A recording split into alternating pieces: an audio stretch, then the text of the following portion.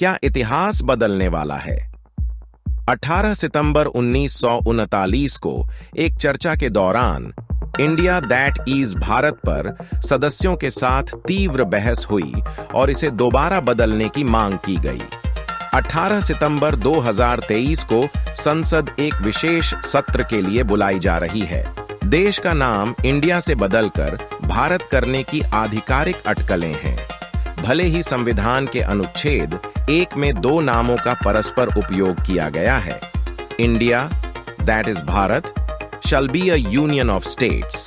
कांग्रेस ने मंगलवार को दावा किया कि राष्ट्रपति भवन द्वारा भेजे गए G20 शिखर सम्मेलन के रात्रि भोज के निमंत्रण पर पारंपरिक प्रेसिडेंट ऑफ इंडिया के बजाय प्रेसिडेंट ऑफ भारत अंकित था। इससे यह चर्चा शुरू हो गई कि सरकार संसद के आगामी विशेष सत्र के दौरान इंडिया का नाम बदलकर भारत करने का प्रस्ताव ला सकती है। दिलचस्प बात यह है कि 2012 में कांग्रेस के एक सांसद ने संविधान में इंडिया को भारत में बदलने के लिए राज्यसभा में एक निजी विधेयक पेश किया था। कांग्रेस के शांताराम नाइक ने कहा, भारत के विपरीत भारत का अर्थ केवल भौगोलिक सीमाओं से कहीं अधिक है। सिर्फ भारत की मांग वाला प्रस्ताव नया नहीं है। संविधान सभा की बहस के दौरान मुख्य रूप से देश के लिए भारत का उपयोग करने पर बहस हुई। एक प्रश्न पूछा जाना चाहिए कि हमारे संविधान निर्माताओं ने दोहरे नाम की नीति क्यों अपनाई?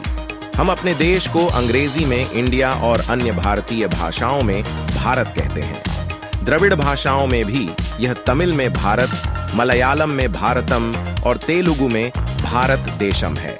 हिंदी में संविधान को भारत का संविधान कहा जाता है और अनुच्छेद 1 है, भारत अर्थात इंडिया राज्यों का संघ होगा। हालांकि भारत एक भौगोलिक और प्रशासनिक इकाई को संदर्भित करता है। विशेषज्ञों का कहना है कि मूल शब्द भारत की उत्पत्ति एक सामाजिक रूप से संगठित क्षेत्र की अवधारणा से हुई है, जो सामाजिक सांस्कृतिक प्रथाओं द्वारा एकजुट था। बाद में भारत इसे सांस्कृतिक पहलू के साथ जोड़कर भारत की भौगोलिक इकाई का प्रतिनिधित्व करने लगा। भारत शब्द के प्रयोग पर कोई भ्रम नहीं है। भारतीय नागरिकों के पासपोर्ट पर भारत गणराज्य और रिपब्लिक ऑफ इंडिया दोनों अंकित होते हैं। भारत शब्द की जड़ें प्राचीन हैं और यह महाभारत और मनुस्मृति जैसे हिंदू लेखों में दिखाई देता है।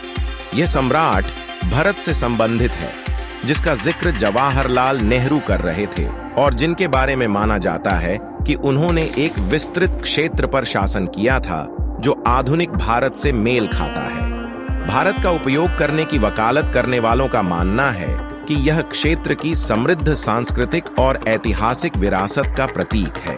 18 सितंबर 1939 को एक चर्चा के दौरान नए गणतंत्र जो जन्म लेने वाला था के नामकरण को नामकरण समारोह के रूप में नामित करने का उल्लेख करते हुए कामट कहते हैं।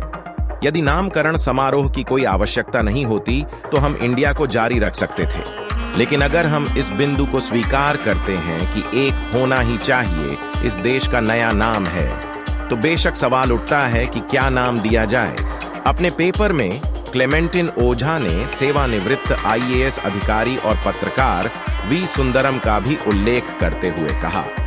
वी सुंदरम के अनुसार ऐसा इसलिए था क्योंकि संविधान के रचनाकारों द्वारा भारत को बहुत अधिक हिंदू माना गया था, इसलिए उन्होंने इंडिया को इस रूप में पेश किया। अल्पसंख्यकों को यह गारंटी कि उनका हिंदूकरण नहीं किया जाएगा। संविधान में दोनों नामों का उपयोग करने का विकल्प एक आवश्यकता थी। इसने दोनों शब्दों के ऐतिहासिक और सांस्कृतिक महत्व को स्वीकार किया, यह सुनिश्चित करते हुए कि राष्ट्र की पहचान समावेशी थी और इसकी बहुमुखी विरासत का प्रतिनिधित्व करती थी। इसलिए यदि सरकार केवल भारत का उपयोग करना चुनती है तो वह देश का नाम नहीं बदल रही है,